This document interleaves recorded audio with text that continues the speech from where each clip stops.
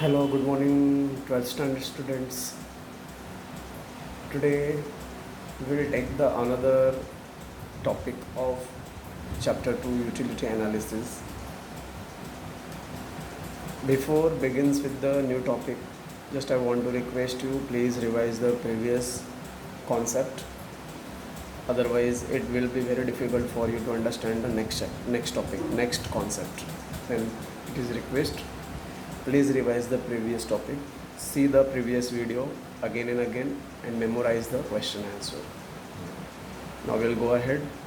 Utility analysis, second chapter, in which we had already done utility and their features, types of utility, relationship between marginality, totality, distinguish between. Now we are going to do the law of DMU. DMU means what? DMU means diminishing marginal utility. DMU means diminishing marginal utility, right? Diminishing marginal utility. अभी ये जो law है ये क्या बताता है कि जैसे जैसे हम लोग कोई भी चीज़, कोई भी कमोडिटी यूज़ करते जाते हैं, हमारा मार्जिनल यूटिलिटी क्या हो जाता है? कम होते जाता है. मार्जिनल यूटिलिटी का meaning the utility derive from last unit. हम लोग को लास्ट यूनिट जो यूज़ कर रहे हैं उससे जो यूटिलिटी मिलेगा उसको हम लोग बोलते हैं marginal utility. Is this clear? जैसे भी फॉर एग्जांपल जैसे हमको भूख लगा हुआ है, अगर हम लोग पहली रोटी जो खाएंगे अपने को बहुत अच्छा लगेगा. तो पहली रोटी का जो सपोज बहुत अच्छा लगा उसको हमने 10 पॉइंट्स दे दिया, तो पहले रोटी का मार्जिनल यूटिलिटी कितना होगा? 10. दूसरी रोटी खाई थोड़ी कम अच्छी लगेगी, भूख थोड़ा कम हो गया रहेगा.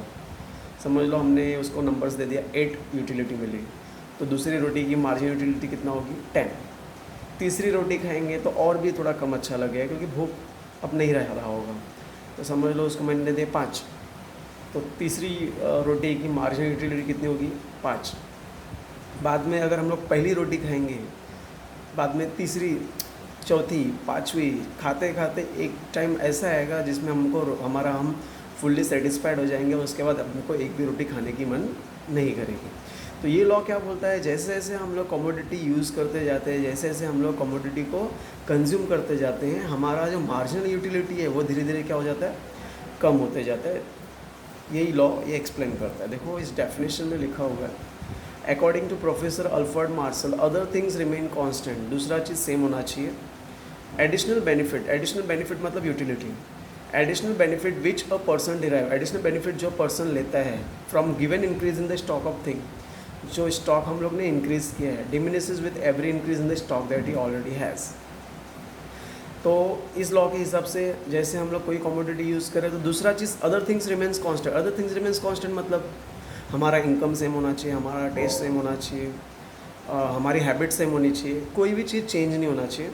एडिशनल बेनिफिट जो मार्जिनल यूटिलिटी मिल रहा है, additional benefit which the marginal utility मिल रहा है which a person derive from given increase stock of thing, जो हम लोग को given increase in the stock of thing मतलब जो हम लोग एक रोटी, 2 रोटी, 3 रोटी जो बढ़ती जा रही है, जो इंक्रीज स्टॉक से अपने को जो एडिशनल बेनिफिट मिल रहा है, डिमिनिशेस, वो क्या होते जाता है? कम होते जाता है with every increase in the stock that you already has. ये एक्चुअली डेफिनेशन है. डेफिनेशन तुमको word to word same to same वैसे ही लिखना है. डेफिनेशन में हम कोई भी चेंजेस नहीं कर सकते. डेफिनेशन तुमको रट्टा मारना है, ठीक है?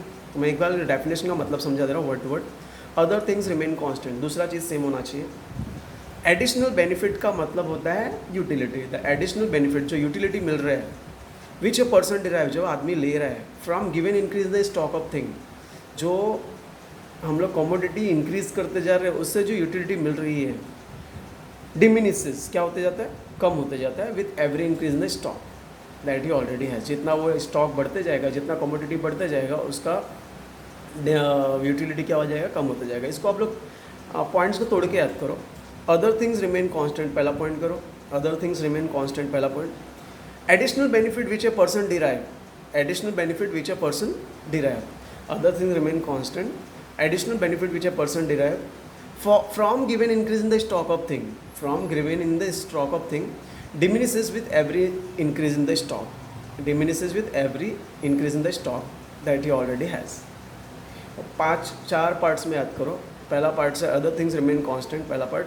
Second part additional benefit which a person derive.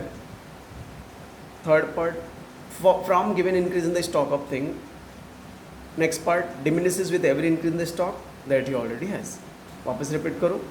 पहला part other things remain constant. Second part additional benefit which a person derive. Third part from given increase in the stock of thing. Fourth part diminishes with every increase the stock that you already has. तो 5 parts में तुम लोगों को अगर definition याद करोगे तो easily तुमको याद हो जाएगा. अभी मैंने इसको सिंपल लैंग्वेज में यहाँ पे नीचे लिखा है. Law of DMU explain that marginal utilities diminishes. Marginal utility कम होता है with every increase in the stock. With every increase in the stock of thing. ये स्टॉक 2 बार हो गया तो स्टॉक 2 बार लिखने की जरूरत नहीं है. इन द स्टॉक 2 बार हो गया तो एक इन द स्टॉक कैंसिल कर देना. तो law of DMU explain that marginal utilities diminishes with every increase in the stock of thing. That means every increase in consumption of unit marginal utilities diminishes. तो law of DMU समझ में आया. Marginal utility कम होते जाते हैं जैसे जैसे हमारा स्टॉक बढ़ते जाता है. जितना स्टॉक हमारा बढ़ेगा मार्जिनल यूटिलिटी क्या हो जाएगा, कम होते जाएगा. सेकंड पैराग्राफ में मैंने वो एक्सप्लेन किया है. नेक्स्ट पे आ जाओ. यहाँ पे एक टेबल दिया है. Following table explain the law of DMU. Unit of x दिया है 1 2 3 4 5 6 7 और मार्जिनल यूटिलिटी दिया है. पहला यूनिट यूज़ किया तो 10 यूटिलिटी मिलता है. सेकंड यूज़ किया तो 8 यूटिलिटी. थर्ड यूज़ किया तो 6. फोर्थ यूज़ किया तो 4. फिफ्थ यूज़ किया तो 2 एंड 6 यूज़ किया तो 0 एंड 7 यूज़ किया तो -2. This table explain that with increase in the unit of consumption the marginal utility diminishes. ये टेबल से क्या मालूम पड़ता है, increase in the stock of consumption. जैसे जैसे हमारा कंजम्पशन बढ़ता है मार्जिनल यूटिलिटी कम होता जाता है. When number of consumption increase unit 1 to 5 unit. जैसे नंबर ऑफ कंजम्पशन 1 से 5 यूनिट हुआ marginal utility diminishes from 10 to 2. Marginal utility क्या हो गया, पहला 10 था फिर कितना हो गया 2. Right. Next this is the graph. उस टेबल के बेस पे ग्राफ है. एक्स पे दिया यूनिट ऑफ कमोडिटी और वाई पे दिया मार्जिनल यूटिलिटी. पहला यूनिट जब भी यूज़ किया एक्स पे पहला यूनिट है, मार्जिनल यूटिलिटी कितना है 10. जब यूनिट 2 हो गया तो मार्जिनल यूटिलिटी कितना हो गया 8. जब यूनिट 3 हो गया मार्जिनल यूटिलिटी कितना हो गया 6. जब यूनिट 4 हुआ तो मार्जिनल यूटिलिटी कितना 4. जब यूनिट 5 हो गया मार्जिनल यूटिलिटी कितना हो गया 2. जब यूनिट 6 हो गया मार्जिनल यूटिलिटी कितना हो गया 0. मतलब हम लोग देखेंगे एमयू कर्व जो है नीचे की तरफ आ रहा है. It goes down from left to right. It goes downward from left to right. Correct. तो ये जो लाइन है वो एमयू कर्व है. पहले 10 पे था, फिर 8 पे हुआ, फिर 6 पे हुआ, फिर 4 पे हुआ, फिर 2 पे हुआ, फिर 0 पे आया और 0 के बाद माइनस में चला गया. Is this clear.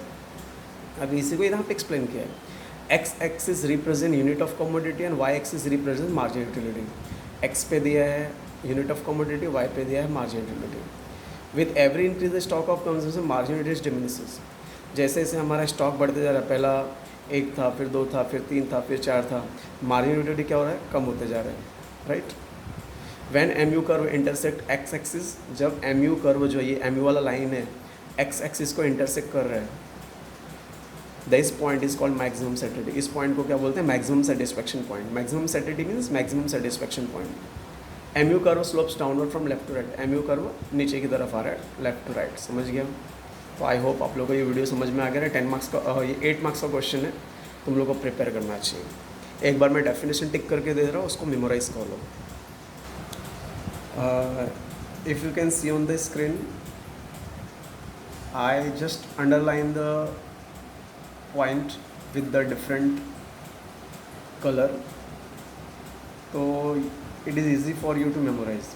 पहला पॉइंट है अदर थिंग्स रिमेन कांस्टेंट. मैंने उसको अलग कलर में अंडरलाइन किया. Other things remain constant. Other things remain constant का मतलब होता है दूसरा चीज़ जैसे प्राइस हो गया, हैबिट हो गया, टेस्ट हो गया, कस्टमर का सेम होना चाहिए, चेंज नहीं होना चाहिए. Is this clear. The additional benefit which a person derive. The additional benefit which a person derive. जो भी एडिशनल बेनिफिट, जो भी मार्जिनल यूटिलिटी जो पर्सन को मिलेगा, the additional benefit which a person derive. जो एडिशनल बेनिफिट जो marginal utility person को मिलेगा. फिर दूसरा पॉइंट है from given increase in the stock of thing. From given increase in the stock of thing. Actually एक ही पॉइंट है. From given increase in the stock of thing वो एक ही पॉइंट है. बाय मिस्टेक मेरा येलो कलर हो गया. ये from से लेके थिंग तक एक ही पॉइंट समझो.